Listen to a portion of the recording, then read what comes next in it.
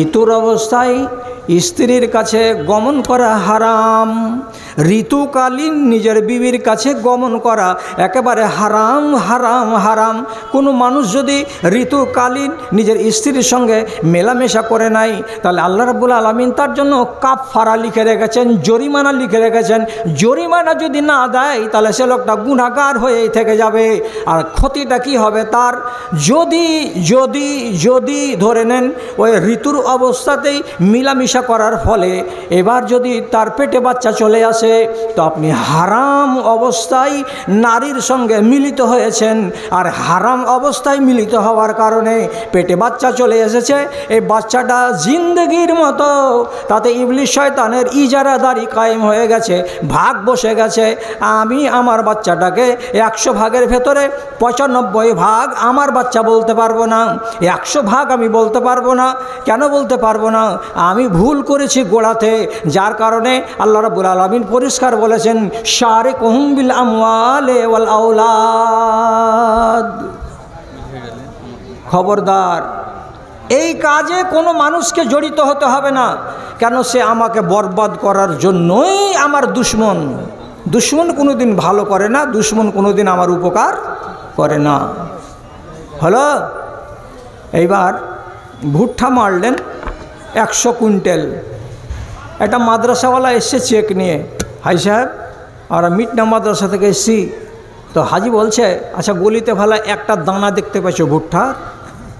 আছে? বলছে না, দেখতে পাই না। তো ভুট্টা মাঠে ক্রেশারে ছাড়ছে, বস্তাবন্দি হচ্ছে, ওখানে পাইকারে কিনে নিল, মাঠ থেকেই চলে গেল ভুট্টা। কেন? যে আমাদের দেশের লোক ভুট্টার 5টা কেজিও বাড়িতে উঠাই না। আপনি বলেন জাকাত কোনটা থেকে দিব মৌলভী সাহেব? ওসর কোনটা থেকে দিব? নাই তো ভুট্টা। আরে বাবা নাই কেন বলছো? ভুট্টাটা বিক্রি করে দিয়েছো, তোমার হিসেবটা আছে কি না? 50 কুইন্টাল ছিল কি 100 কুইন্টাল ছিল, এই হিসাবটা যদি থেকে থাকে তো তাহলে তোমাকে ওসর লাগবে না। প্রতি 20 কুইন্টালে 1 কুইন্টাল, এটা হলো আল্লাহর ভাগ। তাহলে 100 যদি কুইন্টাল আপনার হয়ে থাকে, তাহলে ওসর কত ডিবের হবে ভাইজান? কত ডিবের হবে? 5 কুইন্টাল। 5 কুইন্টাল বের হবে আপনার ওসর। যখন 5 কুইন্টাল ওসরের কথা আপনার মগজে উঠবে, তখন আপনার বগলে চুলকানি লেগে যাবে। কে এগুলা তোরা কেউ অঙ্ক শিখালছে রে? শালা হুঁচলার মতন কথা। আদমন দিয়ে দে কুঠিটাতে গলিতে আছে, অতি তো সারা বছর ফকিরের নিয়ে ওড় নাই, আবার হিসাব দেখাতে এসে কি যে 5 কুইন্টাল খরচা বুঝিস?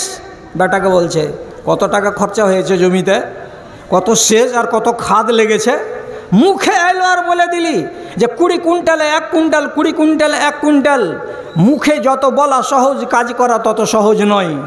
আপনাকে আপনার পেছন দিকে, আপনার মাথায়, আপনার মগজে কে ফুঁ দিচ্ছে এটা ভালো করে দেখেন।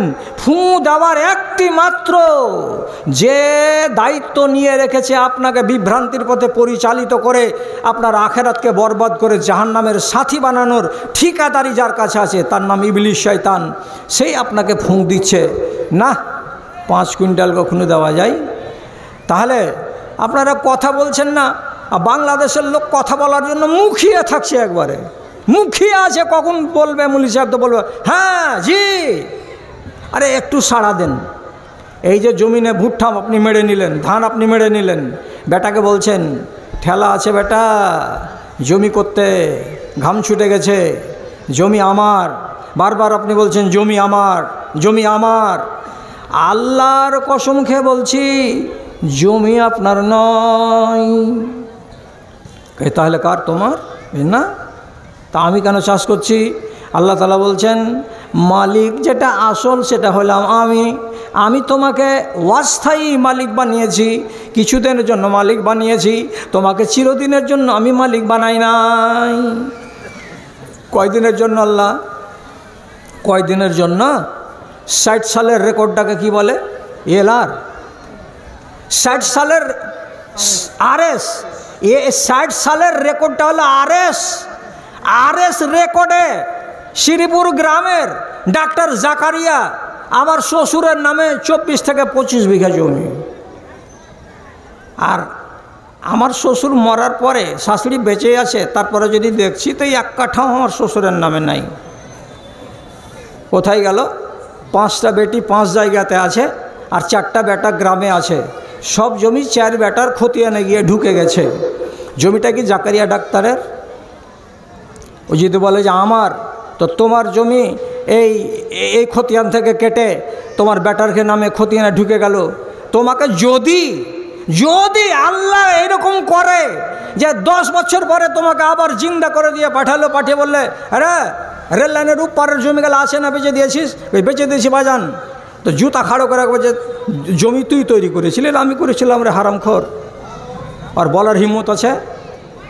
ওর হিম্মত নাই। কেন নাই? যে তোমাকে মালিক বানানো হয়েছিল সীমিত সময়ের জন্য। তোমার মালিকানা শেষ, এইবার মালিক আমরা। এবার আমরা করতে করতেই এরাও যখন চলে যাবে, তখন ওই খতিয়ানটা কেটে গিয়ে ওদের বাচ্চার নামে হয়ে যাবে। তাহলে আপনি বলুন জমি আপনার? জমি আপনার নয়। আপনাকে কিছুদিনের জন্য মালিক বানানো হয়েছে। জমিটার আসল মালিককে? বলছে আসল মালিক হলো আমি, আল্লাহ। আল্লাহু আকবার।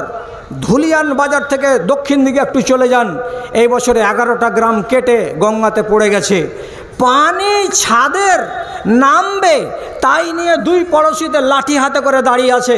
তোর পানি যদি খালি এদিকে আসে তো তোকে কোপাবো, আর ই বলছে তোর পানি যদি আমার দিক দিয়ে যায় তো তোকে কোপাবো। কত জমির মায়া! এই বছর 11টা গ্রাম কেটে গঙ্গাতে চলে গেল।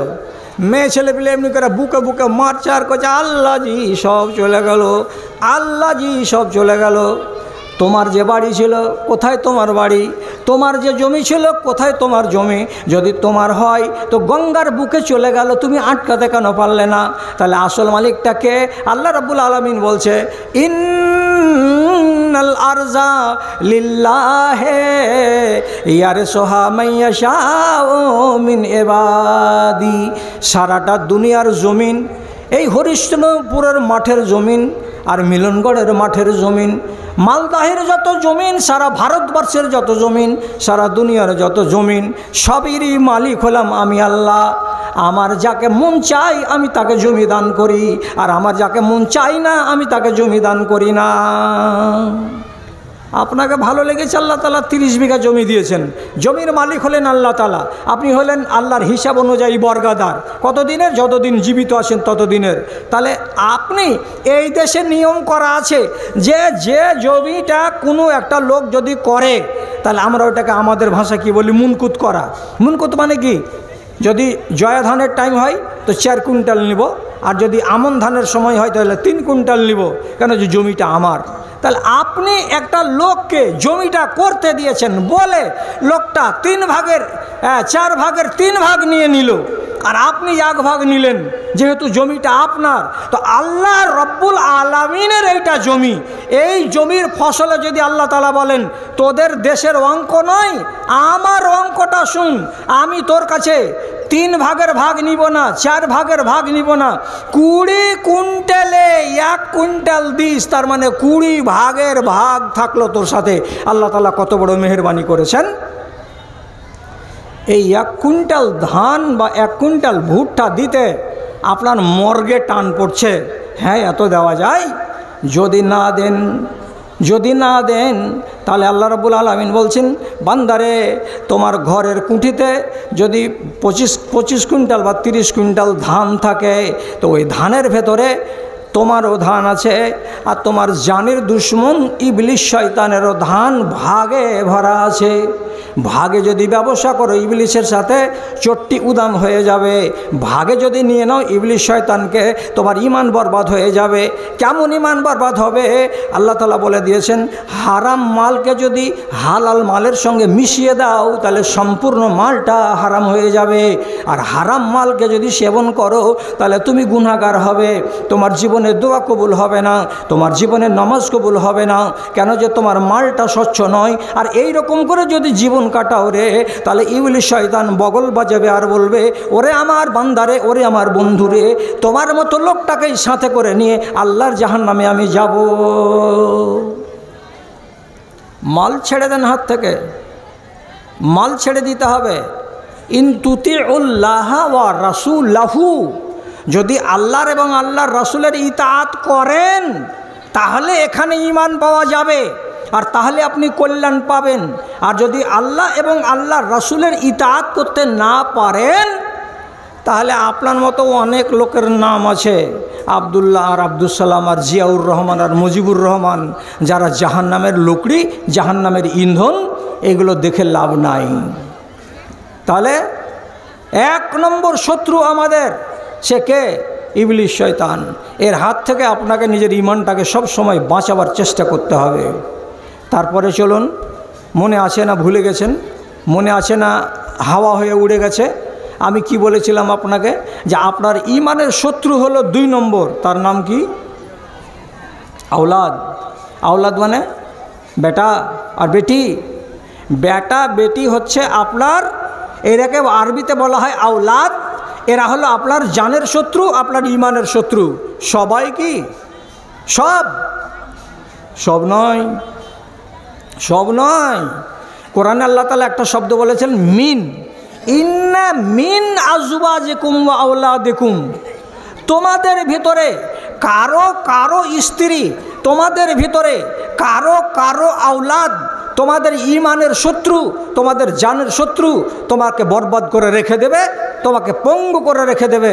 তুমি যতগুলো আমল করেছিলে তোমার আমল সব ছাই হয়ে উড়ে যাবে, আর তুমি কিয়ামতের দিন হাত কচলাতে কচলাতে নরকে চলে যাবে। আওলাদ কেমন করে শত্রু হয় গো ঈমানের? হ্যাঁ, সামাল দিতে পারবেন? যদি বলেন হ্যাঁ সামাল দিতে পারবো, তাহলে ভালো করে শুনেন। নূহ নবীর 4 বেটা, তার ভেতরে একটা বেটার নাম মনে থাকবে? কাল সকালবেলায় চায়ের দোকানে গিয়ে বলতে পারবেন। একটা বেটার নাম বলছি, তার নাম কেনান। কেনান, বেটাটার নাম হলো কেনান। এই বেটাটা নবী নূহকে মানেনি, ওকে আল্লাহ নবী বলেও মানেনি, ওর কথা জীবনে শুনেনি। আসমানের মালিক আছেন আল্লাহ তাআলা, এই কথাটাও বিশ্বাস করেনি। জীবনের নূহ নবীর কথা অনুযায়ী আল্লাহ রাব্বুল আলামিনের নামে একটা সেজদাও দেয়নি।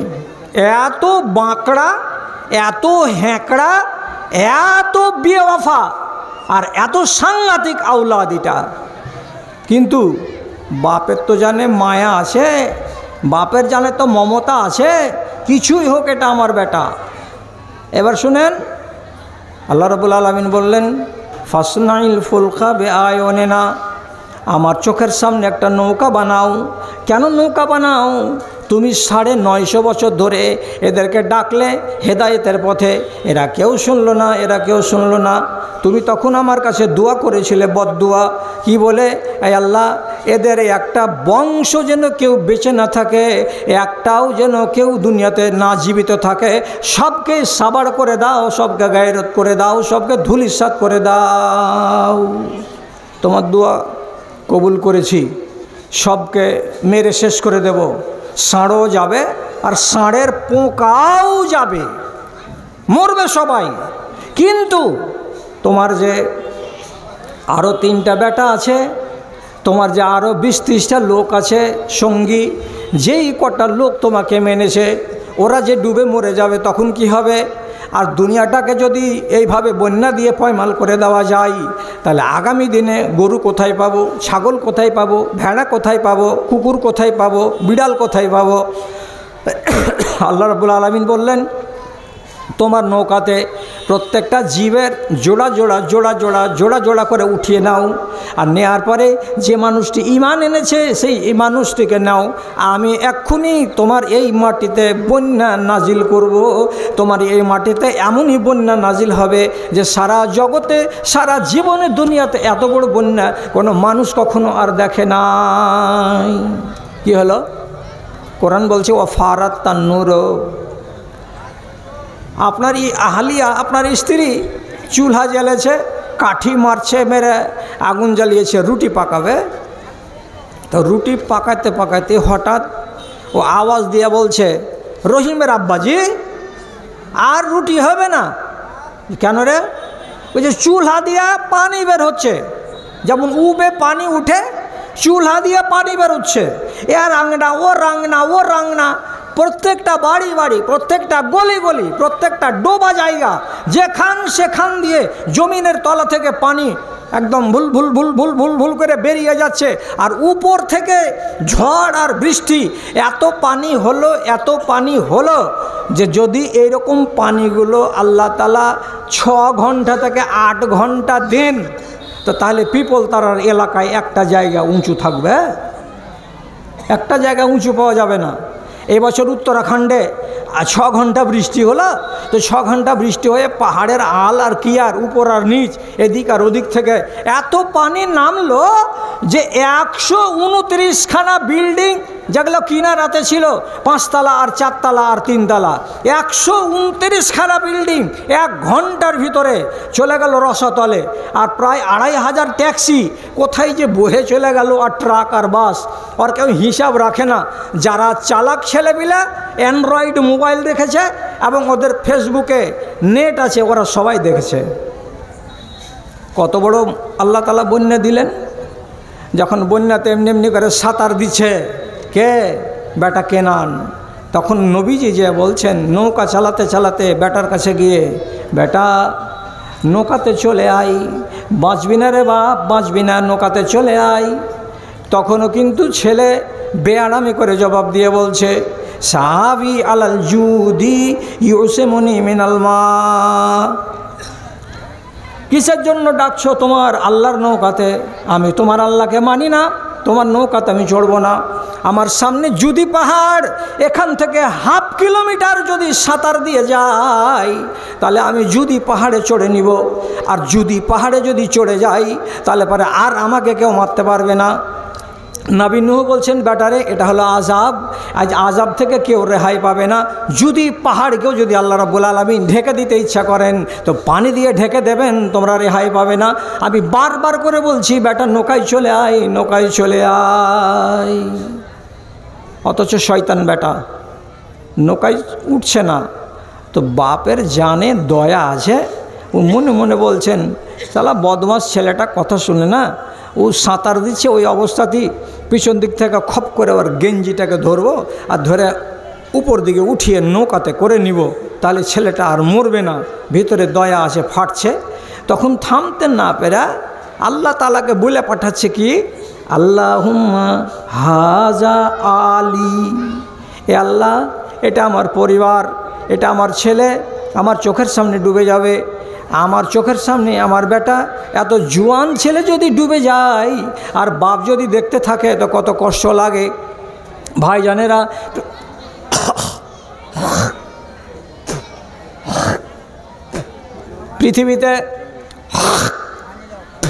পৃথিবীতে পোকা ঢুকে গেল, যা খেজুরের সাথে মিশেল হয়ে থেকে যাবে ভিতরে, কি করবো আমি। পৃথিবীতে সবচাইতে ভারী জানাজা কোনটা? বেটার জানাজা বাপ ঘাড়ে করবে, এটা হলো সবচাইতে পৃথিবীতে ভারী জানাজা।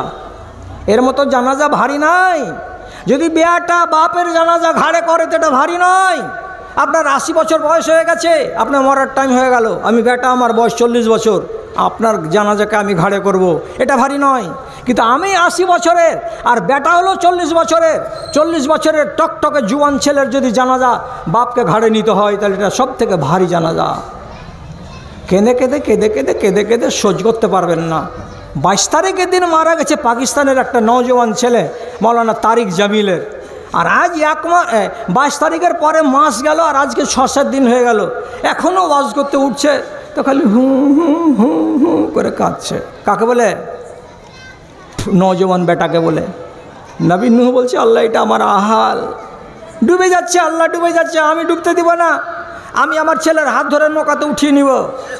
তো ছেলে যে ইমানের দুশ্মন, তো তা কেমন করে বোঝা গেল? আল্লাহ রাব্বুল আলামিন বলছেন, এই নবী নূহ খবরদার, একটা জালিমকে তুমি যদি বলো এটা আমার আহাল, তাহলে পারে তোমার কিন্তু খাইরিয়াত নাই, তোমার ক্ষতি আছে। তুমি আমার নবী, তোমার কাছে আমার দিন এসেছে, তোমার কাছে আমার জিবরিল এসেছে, আর তুমি একটা বেঈমান ছেলেকে আমার ছেলে বলতে যাচ্ছ কেন? এটা যদি করতে যাও ইমানটা তোমার বরবাদ হবে। সাবধান হয়ে যাও, সাবধান হয়ে যাও। যেমনি এই কথাটা জানতে পারলেন নবী নূহ যে বেটার কারণে আমার ঈমান বরবাদ হবে, তখন সাথে সাথে তিনি বলছেন আউযু বিল্লাহি আন আসআলুকা মা লাইসা লি বিহি ইলম। হে আল্লাহ, আমি তোমার কাছে পানা চাইছি রব্বুল আলামিন, যেটা জ্ঞান নাই সেটা জিনিস আমি চেয়ে নিয়েছি, যে জিনিসটা চাওয়া উচিত নয় আমাকে তোমার কাছে, সে জিনিসটা আমি চেয়ে নিয়েছি। এটা আমার ভুল হয়েছে মালিক, তুমি আমাকে ক্ষমা করো। আমি আর জীবনে এই নাফরমান বেটাকে আমার বেটা বলে দাবি করব না, আমার ছেলে বলে দাবি করব না। তাহলে বেটাকে ছেড়ে দিতে হলো কেন? ঈমানের দুশমন কে? তো বেটা।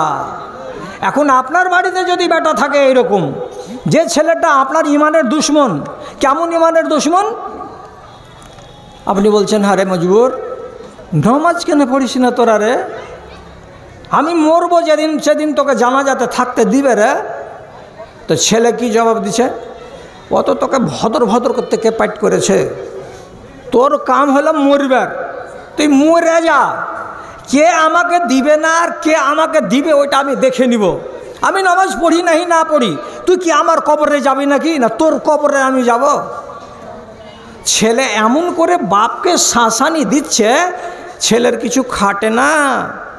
যদি বাপ বলছে বাজান বেটারে ধানগুলো 20 কুইন্টাল বেচে দে, এখন দাম উঠেছে 2200 টাকা করে কুইন্টাল, তো ছেলে না হয় ফরমাবারদারির সাথে বলবে যে আব্বা কিছুটা দিন দেরি করেন, 2400 হয়ে যাবে, তাহলে লাভ হবে আমাদের। তো বাপ বেটাতে একটা মশওয়ারা করা দরকার। তা না করে বেটা বাপকে বলছে তুই কি বুঝিস? তুই কতখানি পড়েছিস? তুই বাজারের কি বুঝিস? তুই ধানটি বেচবে খালি ফডর ফডর করছে, খালি ফডর ফডর করছে। লক করে থাক, চালা করবি না, কখন ধান বেচতে হবে আমি দেখবো, আর কত রেটে বেচতে হবে আমাকে দেখতে হবে। তুই কেন দেখলে ভদর ভদর করতে আসছিস? বাপ একবারে মজলুম হয়ে কাচুকুচু হয়ে বসে থাকছে। দেখে মনে লাগছে কি এই মালিক, আমি চাকর, আমি মালিক নই। আমার মালিক হলো বেটাটাই, ওর হুকুম চলবে, আমার হুকুম চলবে না। যদি বাড়িতে এই রকম বেটা থাকে তাহলে আপনি জেনে নেবেন আপনার ভালো কোনো কাজে আপনার বেটা আপনার সাহায্য করবে না, সহযোগিতা করবে না। এটা আপনার ঈমানের জন্য হলো দুশমন। এই ছেলেকে যত তাড়াতাড়ি পারেন একে আলাদা করেন, এর হিসাব কিতাব একদম ছন্ন ছাড়া করে দেন, এর সাথে আপনি নিজেকে রাখেন না জড়িয়ে। আর একদিন ঈমান বেচে দেবে, আর একদিন ঈমান বেচে দেবে। আমি নাম বলছি না, মহানন্দা ব্রিজের দক্ষিণ দিকে এমন এক গ্রাম, আজ 30 বছর আগেকার কথা। শুধু বৌমাকে শ্বশুর বলেছিল হারে বাবা বাইরে যাচ্ছ তো মাথাতে একটা ওড়নি কাপড় গালা দিয়ে কেন যাও না? তোমার হাত আর তোমার কোখা কেন দেখা যাচ্ছে? এগুলো কিন্তু আমাদের পরিবারে নাই। বেটা যখন রাত 8টার সময় বাড়ি এলো, এই বউ ডাকনি নিজের স্বামীকে এই কথাটি বলতে গেল তো চোখের পানি ঝরিয়া কি করছে? তোমার বাপ আজ আমাকে খুব লেড়ে ঘেঁটা কহেছে, খুব লেড়ে ঘেঁটা কহেছে আমাকে। কি কহেছে লেড়ে ঘেঁটা? নেড়ে আর ঘেঁটে বলেছে। তো তোর গায়ে হাত দিয়েছিল তোর শ্বশুর যে নেড়েছে? ঘেঁটে বলেছে তো তোকে কি ঘেঁটেছে তোর শ্বশুর যে তুই বলছিস নেড়ে আর ঘেঁটে বলেছে আমাকে? কি বলেছে? ছেলের মগজটা একবারে এমন টং হলো। কি বলেছে? যে এরকম এরকম কথা বলেছে। এশারের টাইম, বাপ গলিতে অজু বানাচ্ছিল, অজুর পানিগুলো অনেকটা আগিয়ে গড়ে গেছে, আর শুকনো মাটিতে পানিগুলো শুষে একটু কাদা হয়ে গেছে। ওই টাইমে বাপের হিসাব নেওয়ার জন্য হন হন করে ঘর থেকে বেরিয়ে এসে বাপ অন্ধকারে বসে অজু করছে, তখন লাইট কারেন্ট ছিল না, পিছন দিক থেকে এসে এভাবে মারলো পাছাতে একটা লাত। বাপ নিজের অজুর পানিতে কাদাতে হাঁটু পাড়া দিয়ে হাত পাড়া দিয়ে পড়ে গেল, কাদা লেগে গেল জামা কাপড়ে, আর দিয়ে কাদায় একাকার হয়ে গেছে। আর যাওয়ার পরে বাইরে এসে এদিকে আলোর দিকে এসে যদি দাঁড়িয়ে দেখছে তো নিজের ঔরুজাত সন্তান ছেলে মুখে যা আসছে তাই বলছে আর গাল দিচ্ছে। বাপ লাজবাব হয়ে বলছে, কিসের জন্য এমন করলে যে বাবা? কি করলে হাত টাতগুলোকে সব কাদা মাখিয়ে দিয়ে? এখন নমাজে কেমন করে যাব আমি? তো খারাপ ভাষা বলেছিল। তো খারাপ ভাষা বলাতে শুধু বাপের মুখ থেকে এই কথাটা বের হলো। বাপ মা তো জীবনে অত সহজে বদদুয়া করে না, ঠেলাই পড়লেও বদদুয়া করে না। তো খালি এই কথাটা বলেছিল, আল্লাহ তুমি বিচার করিও, আল্লাহ তুমি বিচার করিও। তো আল্লাহ তাআলা এমন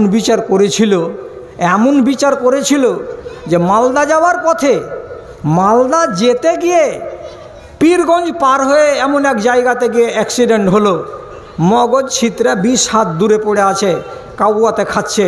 ফুলকা আর এক জায়গায় পড়ে আছে, ওখানে কাউয়াতে খাচ্ছে। আর লাশকে চিনতে পারা যায় না যে এটা কার ছেলে। তো যে ছেলে বাপের সামনাসামনি তার বেয়াদবি করবে, এই ছেলেটা হলো আপনার ইমানের দুশমন, কেনান চাইতে অভাগা। এইরকম ছেলেকে সাথে যদি না রাখেন, আলহামদুলিল্লাহ, যদি পারেন 2-4 বিঘা জমি দিয়ে ওর কাছ থেকে নিজের ইমানটাকে বাঁচিয়ে নেন। কেন? আল্লাহ রাব্বুল আলামিন পরিষ্কার করে বলছেন, ইন্না মিন আজওয়াজিকুম ওয়া আওলাদিকুম ফিতনা। তোমাদের কিছু কিছু লোকের বাড়িতে বিবিগুলো আছে ফিতনা, ছেলেগুলো আছে ফিতনা। সবগুলো বাড়িওয়ালি ফিতনা নয়, সবগুলো ছেলেপিলে ফিতনা নয়। এমন এমন ছেলে আছে বাড়িতে, লক্ষ্য করে দেখবেন, যারা আপনার ইমানের পথে অন্তরায় হয়ে যায়, সেগুলোই হলো ফিতনা। এরা আপনার ইমানকে বরবাদ করে দেবে। অতএব আগেই সাবধান হন, যাতে তার হাতে আপনার ইমান জলাঞ্জলি না যায়। জি, ছেলে আল্লাহর কাছে দোয়া করতে হবে, কানতে কাটতে হবে, ভালো ছেলে চাইতে হবে। যদি না পান তো ভিন্ন করে দিয়ে নিজের ইমানটাকে বাঁচান। হাদিসের ভেতরে অনেকগুলো ফরমাবারদার ছেলের ইতিহাস আলোচনা হয়েছে। আমি এতগুলো বলতে পারবো না, আর পাবো না। কত ভালো ছেলে দুনিয়াতে হয়, আজকাল পাওয়া যাবে কি যাবে না তুমি আল্লাহ ভালো জানো। আবু বকর সিদ্দিকের একটা বেটা, তার নাম হলো আব্দুর রহমান। তার নাম আব্দুর রহমান। আব্দুর রহমানের বিয়ে হলো, সুন্দরী বউ এলো বাড়িতে। তো খলিফাতুল মুসলিমিন আব্দুর রহমান আবু বকর সিদ্দিক রাদিয়াল্লাহু তাআলা আনহু একদিন নিজের ছেলেকে বলছেন, বেটা আব্দুর রহমান শোনো। কি বাজান?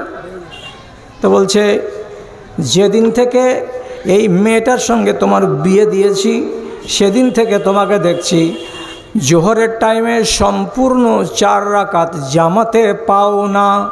ফজরের বেলায় যদি মসজিদে যাচ্ছ তো কোনো দিন এই 1 রাকাত পাচ্ছ, তো কোনো দিন তাশাহুদ পাচ্ছ, কোনো দিন জামাতটাই পাও না। কেন এমন হচ্ছে? এই বউটা যেদিন থেকে তোমার বাড়িতে এসেছে, সেদিন থেকে তোমার ইমানে বাটা লেগে গেছে, তোমার ইমানটা ভালো হয়ে নাই। স্ত্রীতে ইমান খায়, মানতে পারবেন না? একটু সবর করেন, 5টা মিনিট, আপনাকে প্রমাণ করে দিচ্ছি। বাপ বলছে, তোমার এই বউটা তোমার ইমানের পথে বাধা, তোমার নমাজে ঢিল হয়ে গেছে, তোমার জামাতে ধরাতে ঢিল পড়ে গেছে।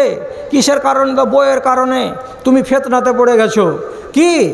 বউটা নমাজ পড়তে বেরিয়ে যখন আসছো, হয়তো তোমার হাত ধরে দাঁড়িয়ে থাকছে, হয়তো সেজে গুজে দাঁড়িয়ে আছে, তখন তুমি তাড়াতাড়ি করে ঘর থেকে বের হতে পারো না, এই যাচ্ছি।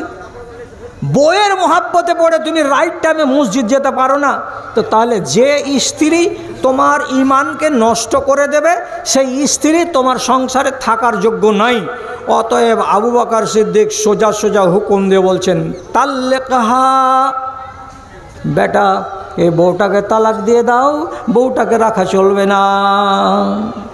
যখনই শুনতে পেলেন আমার বাপ বলছেন তালাক দিয়ে দাও, কি করা যাবে কি করা যাবে না। ছেলে যদি নাফরমান হতো তাহলে অবশ্যই আবু বকরকে বলতো, আবু বকর আমার অসুবিধা হয় না তো তোমার কেন অসুবিধা হয়? আমার স্ত্রী নিয়ে আমার কোনো রকমের ঝামেলা হয় না, দুঃখ হয় না, কষ্ট হয় না, তো তোমার কেন কষ্ট হয়? এ কথাটা অবশ্যই বলে দিত। কিন্তু ছেলে ছিল ফরমাবারদার বাবার, তার ভেতরে ইমান আছে, যেমন বাবার পেটের ভেতরে বুকের ভেতরে ইমান আছে। সাথে সাথে বলছেন, বাজান আপনি যদি হুকুম করেন স্ত্রীকে তালাক দিয়ে দিতে হবে, তাহলে আপনার আমি ছেলে ফরমাবারদার, আমি সেটাই মানব। সাথে সাথে বাড়ি গিয়ে নিজের বিবিকে তালাক দিয়ে দিলেন। যাও, বাপের বাড়ি গেল স্ত্রী, তো মুহাব্বত ভুলতে পারে না স্ত্রীটার। তখন করে কি শোক লাগা, এমন রোগা হয়ে গেল, ঝিম ধরা হয়ে গেল। আর যেখানে যাই খালি গুনগুন গুনগুন করে কি বলে, বাঁশি বাজে না, মন হাসে না, অন্তর কাঁদে, আসমারে তুই আমার নয়নের কাজল, তোর জন্য আমি হয়েছি পাগল, বাঁশি বাজে না, মন হাসে না, অন্তর কাঁদে। যেখানে যাই গুনগুন করে, যেখানে যাই গুনগুন করে। তখন আবু বকর সিদ্দিক 15 থেকে 20 দিন যখন হলো, জানতে পারলেন আমার বেটা এমনি ঝিম ধরা হয়ে গেছে বউর শোকে, যেটায় যেখানে যায় শুধু গুনগুন গুনগুন করে কি বলে। তার মানে কি, এই বেটা যে বউ ছেড়েছে তো বাপের সম্মান রক্ষা করতে বউটা ছেড়েছে, বেটার ইচ্ছা ছিল না। অতএব আমার বেটা যখন দুঃখিত হয়ে গেছে, তখন 20 দিন পরে আবু বকর বলছেন, বাজান রে যা যা যা, বউটাকে ফিরিয়ে নিয়ে চলে আয়। 20 দিন পরে ছাড়ান পাওয়া বউ আবার ফিরে চলে এলো। ফিরে পাওয়া যায় যে না যায়, মুখ ঝুকান, যায় যে না যায়, জায়েজ। 90 দিনের আগে আগে যদি ঘুরে গেলেন নিজের বিবিকে তালাক দেওয়ার পরে তো জায়েজ। 18 দিন 20 দিনের পরে নিজের বিবিকে ফিরিয়ে নিয়ে চলে এলেন। ধাক্কাটা খেয়ে গেলেন কোনখানে? আমার ইমানের রাস্তাতে আমার স্ত্রী বাটা হয়ে দাঁড়িয়েছে, বাধা হয়ে দাঁড়িয়েছে। তারই জন্য এটাকে দুশমন সাব্যস্ত করেছিলেন কে? তো আমার বাবা। আর এই জন্য আমাকে তালাক দিতে বলেছিলেন। আগামী দিনে এই স্ত্রী থাকবে, কিন্তু আমার ইমান যেন 4 আনা পরিমাণে দুর্বল না হয়। আপনার স্ত্রীকে আল্লাহ রাব্বুল আলামিন শত্রু বলেছেন, আপনার মানতে কষ্ট হয়। মৌলভী সাহেব, তোমাদের ওয়াজগুলো বেড় লাগা গো। তোমাদের কথা শুনতে গেলে দেশ বাঁচবে না, ঘর বাঁচবে না, গা বাঁচবে। 3 ছেলের মা, ও যদি নাফরমান হয় তাহলে ওকে তালাক দিয়ে দিতে হবে। তাহলে আমার ছেলে 3টা মাওড়া হয়ে গেল না? প্রশ্ন আপনার। আমি আর একটা যে বিয়ে করব, তো ওই রকম বাড়িওয়ালি আমি পাবো? এই মেয়ে ছেলেটা আমার বাড়ি থেকে তালাক পেয়ে আবার অন্য কোনো বাড়িতে বিয়ে হবে কি হবে না? তো তোমরা এত সহজে কেন বলছো যে স্ত্রীটা ফরমাবরদার নয়, তো ওকে তালাক দিয়ে দাও? তোমাদের এগুলো মশলা খাটবে? এটা অসম্ভব। তো ভাইজান আপনি জবাব করুন, আপনাকে সওয়াল করছি আমি। আপনার স্ত্রীর অন্য জায়গায় বিয়ে হবে কি হবে না এটার চিন্তা আপনাকে বেশি আছে, না ওই স্ত্রীটা আপনার ইমানকে খেয়ে নিয়ে ধুয়ে মুছে সাফ করে দিয়ে আপনাকে ডোম চামার বানিয়ে কবরে পাঠাবে, আর কিয়ামতের দিন আজীবন অনাদি অনন্ত কালের জন্য জাহান্নামে জ্বলবেন? এটা ভালো আছে? বিচার করুন আগে। 3টা ছেলে বাবা হয়ে গেল, মাওড়া হয়ে গেল। 3টা ছেলে ইয়াতিম মাওড়া হয়ে গেল, মাহারা হয়ে গেল। এটা যদি ভারী লাগে তাহলে আপনাকে কি এটা সহজ লাগছে নাকি যে বিবিকে রাখবেন আর রাখার পরে ইমানকে বরবাদ করবেন, আর ইমানকে বরবাদ করে আখেরাতে খালি হাতে যাবেন আর জাহান্নামের লুকড়ি হবেন? তাহলে এটা বেশি ভালো লাগছে নাকি? আপনি আমাকে জবাব করেন। যে বিবির কারণে বরবাদ হবে দিন, যে বিবির কারণে বরবাদ হবে আমার আখেরাত, তাহলে আমি আমার আখেরাতকে চিনি, আমি বিবি চিনি না, আমি বাল বাচ্চা চিনি না। আপনি বলবেন কোথায় আছে এগুলো কথা? কোথায় আছে? ভালো করে শুনেন, আপনাকে শুনতে হবে। আর আমি শোনাবো বলে এসেছি, আপনাকে শুনিয়ে যাচ্ছি। আপনি কথার প্রতি কান লাগান। একটা সাহাবী রাসূলুল্লাহর কাছে এসে বলেছেন, আল্লাহ রসুল একটা কথা বলি, কানাতলি ইমরাতুন সাইয়াতাল খালকে। আল্লাহ রসুল আমার বিবি আছে খুব সুন্দরী, দেখতে 100টার ভেতরে আমার বিবি একটা। আমার বিবির গায়ের রং হলো উজ্জ্বল, আমার স্ত্রী হলো গোটা গ্রামের ভিতরে, গোটা টোলার ভেতরে একটা নাম করা বাড়িওয়ালি, একটা নাম করা বউ। এত সুন্দরী বেটি ছেলে, কিন্তু তার বুদ্ধি ভালো নয়, তার ব্যবহার ভালো নয়। সাইয়ুল খালকে খলকে, ওর ব্যবহার খারাপ। কি ব্যবহার খারাপ? কি ব্যবহার খারাপ? কথার প্রতি কান লাগান, কথার প্রতি কান লাগান। শেকেল সুরাত রং সব সুন্দর, কিন্তু ব্যবহারটা খারাপ। কি ব্যবহার খারাপ? খেয়াল করেন, উত্তর মাথাতে আপনার বংশের লোকের কাউরি কোনো ব্যাটার বিয়ে লেগেছে, আপনার স্ত্রী 4টা ছেলের মা, বিকেলবেলায় 2টা আন্দার শাহ হাতে করে আর এতটি মিষ্টি হাতে করে, পর্দা নাই, একটা এমনি শাড়ি মাথায় দিয়ে বাহুগুলো খোলা আছে, পেটগুলো খোলা আছে, ড্যাং ড্যাং ড্যাং ড্যাং ড্যাং ড্যাং করে হাঁটতে হাঁটতে চলে গেল উত্তরপাড়া। আপনি জিজ্ঞেস করেন কোথায় যাবি রে, তো বলবে সাজ্জাদের বেটার বিয়ে লেগেছে, ওকে থুবড়া খাওয়াইতে যাব। তো ওটা তোর কে হলো? আমাকে সর্দারের আন্ডারে জামাতের লোক, আমি যদি না দিই তো আমার বাড়িতে যে দিবে না, তো তোমাকেই যেতে হবে। বাড়িতে নাবালক মেয়ে ছেলে নাই, তোমার স্বামীটাকে যদি বলো যে থুবড়াটা দিয়ে এসো ওদের বাড়িতে, ও দিয়ে আসতে পারবে না।